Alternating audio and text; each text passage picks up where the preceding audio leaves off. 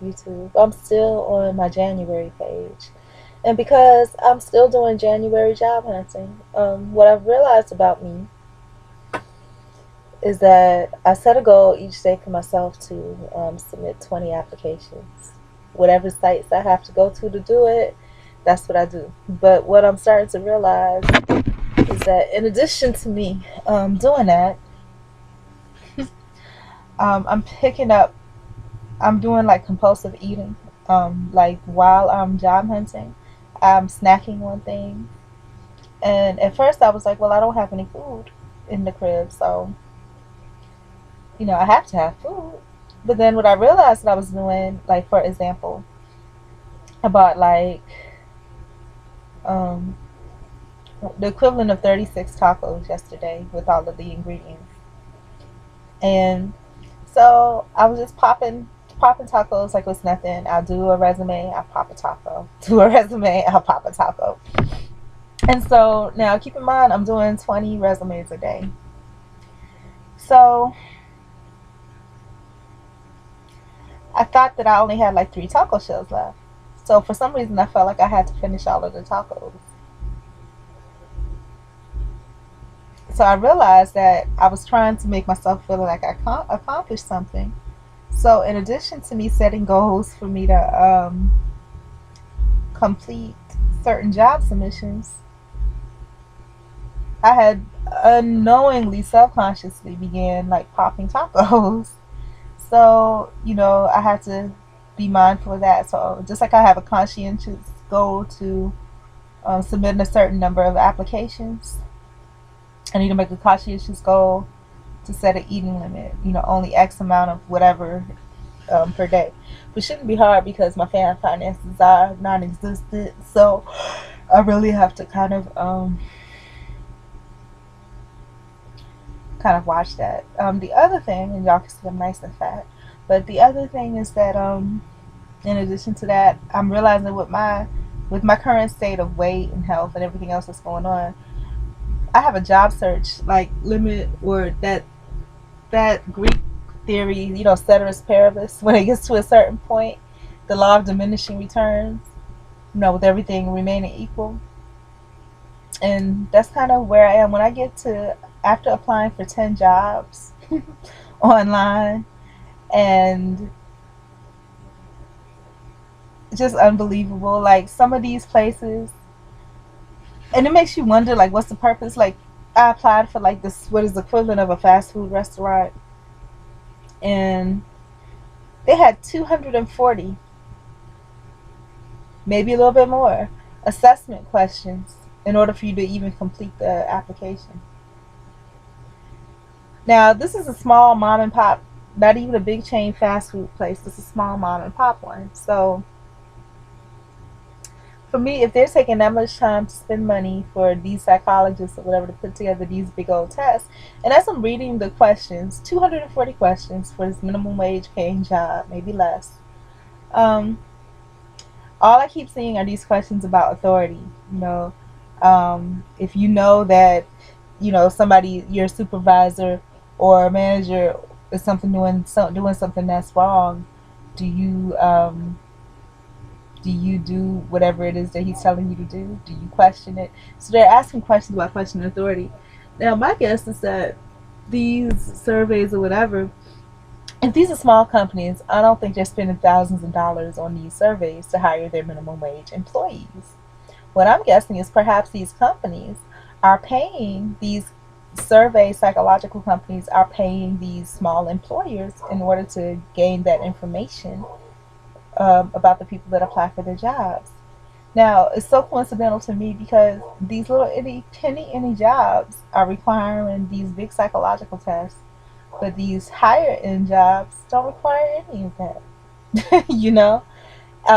And these penny jobs are requiring it at the forefront. So that's exhausting too. So it's like my law of diminishing returns for job applications is like 10 per day. But I have to press on because there's a goal, and it's just like I have to feel like I've accomplished, and that's one of the psychological questions they ask. I have to feel like I accomplished my task before I can do anything else, and it's like I'm chained to this spot until I complete it. And I have to feel that way because I know I'm in a crunch time, where, things can, you know, I need a job. So I have to feel like I've at least taken every precaution necessary, applied for jobs I'm qualified for, made sure I had a cover letter and a resume for each job, regardless of the type of job, took all of their big, long psychological tests, and that 240 question one, oh boy. And the way they tricked you so you wouldn't really know how many questions, they didn't number the questions. And it's just like you're just going through them, and you're just like, and that's why they say it's not time, because they know you're gonna be like, what the heck? So yeah, so I'm exhausted. But my exhaustion is from being fat, and just it is stressful in a good way, I guess. To look for jobs and things like that, but because I don't really.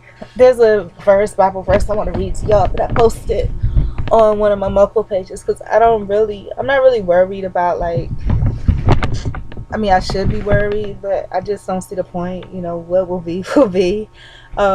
There's a Bible verse that I put on one of my multiple pages, and it's a familiar one. I'm sure everybody's heard of it. I'm just trying to find my page here. May have closed it. Yes, I may have. I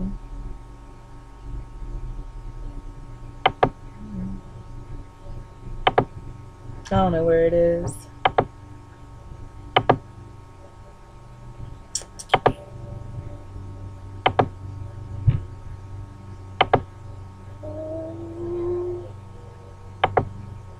Anyways, there's a Bible verse that I read, and it's basically, and I've read of somebody that wrote a poem that was talking about it. It's like, what you worrying for? It's no need to worry.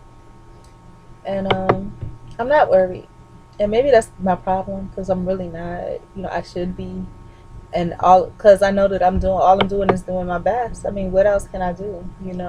I mean, worry is just wasted. But even though I may not be directly worrying, maybe I'm indirectly doing it by eating like I am. And it says, Matthew 6:25-33. This is the English Standard Version. Therefore I tell you, do not be anxious about your life, what you will eat or what you will drink, nor about your body, what you will put on. Is not life more than food, and the body more than clothing? Look at the birds of the air. They neither sow nor reap, nor gather into barns, and yet your heavenly Father feeds them. Are you not of more value than they? And which of you, by being anxious, can add a single hour to his span of life? And why are you anxious about clothing? Consider the lilies of the field, how they grow. They neither toil nor spin. Yet I tell you, even Solomon in all his glory was not arrayed like one of these. So that's that. And like I said, I've reached my limit of, at first, job hunting is fun once you get your start into it, for each day, like start each day anew. It really is fun. But once you get towards submitting 10 resumes, all with cover letters, all with job specific things that you've done, and then on some of these you're taking all the assessments, after a while you're just like, whoa.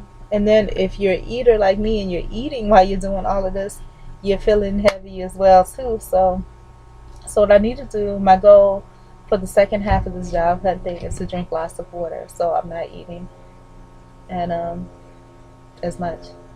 And that's it. And then my journey from here, like I said, when this journey is over, let's gather my shit and take a long walk, and that's it. I like to walk. What's the difference? But anyways, I'm taking a break from my little intermission from the first half of my job hunting to the second half, and I've been at it since 8 o'clock this morning. It is now 5:15, so I can expect like 8 more hours of this. So I'll probably be up until 1 o'clock in the morning, job hunting again, And I went back over, and I've completed 3 sites: Craigslist, Simply Hired, Career Builder, and I've gone back over to check the ones that I consider easy ones. But it doesn't matter, because on the weekend you can't just pick up the phone and call most of the people anyhow. So I'm tired, y'all, and I think it's tired mostly because I'm tired of job hunting. I want a home. I want a job home, but it's God's will. Whatever He wants to happen is gonna happen. I can't make things happen. I'm doing all the right things to make things happen. I'm talking to people, letting them know I need jobs. I'm applying for jobs and resumes for jobs. The only thing I'm doing wrong is eating too much. So anyways, peace y'all.